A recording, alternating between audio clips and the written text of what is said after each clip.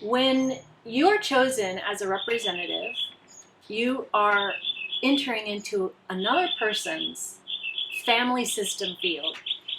It's an honor, and it's an extremely effective learning device where you will literally walk a mile or more in another person's shoes. So this empty space is what science calls compelling.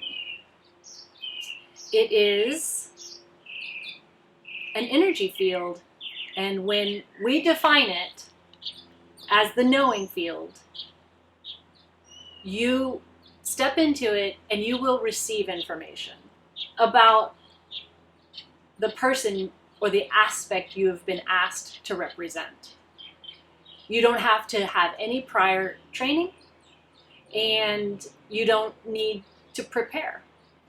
Whatever happens to you in that time, what you perceive, what you feel, what impulses come to you, that's the knowing field expressing itself. The knowing field wants to communicate. It's what it does. And we want to see what is the most important, most relevant thing that needs to be conveyed to the client, the person setting up the constellation. And so we as a group are learning how to observe something objectively. We're going to look at what arises in the field, and you will have a perspective, and you will have a perspective, and I will have a perspective. And when we put those together, we have a circle of wisdom. We have a circle of objectivity. It's as close as we can possibly get to an objective perspective.